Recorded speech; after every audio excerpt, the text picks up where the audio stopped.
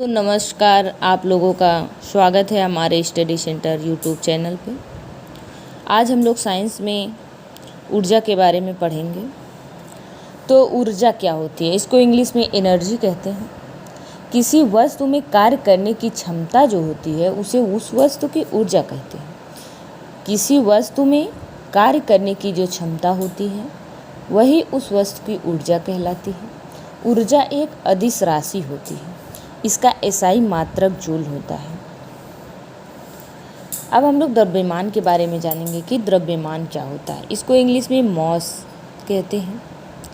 किसी वस्तु में उपस्थित द्रव्यमान की मात्रा को उसका द्रव्यमान कहते हैं। जैसे कोई वस्तु है, उसमें उस द्रव्य की जो मात्रा होती है, द्रव्य माने पदार्थ की जो मात्रा होती है उसको हम द्रव्यमान कहते हैं। दूसरे शब्दों में हम कह सकते हैं किसी वस्तु के भीतर सभी प्रोटॉन, न्यूट्रॉन और इलेक्ट्रॉन का जो योग होता है उसे द्रव्यमान कहते हैं। ठीक वही बात हुई जैसे कि द्रव्य की जो मात्रा होती है उसे द्रव्यमान कहते हैं। यहाँ उसी दूसरे वे में लिखा गया है कि प्रोटॉन, न्यूट्रॉन और इलेक्ट्रॉन के जो सम्मिलित योग होते हैं उसको द्रव्यमान कहते हैं।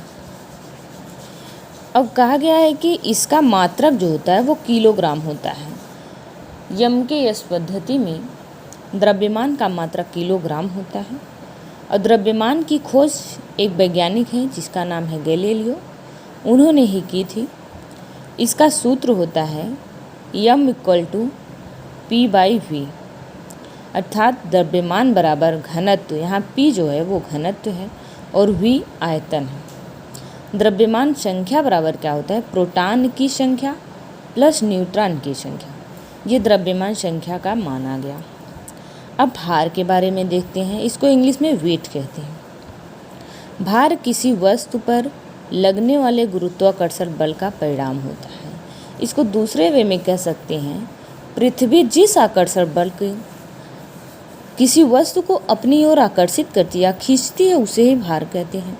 इसे अंग्रेजी के अक्षर W से डिनोट किया जाता है। इसका मात्रक जो होता है वो न्यूटन होता है और इसका फार्मूला होता है W = mg, अर्थात भार बराबर द्रव्यमान गुणे गुरुत्वाकर्षण बल।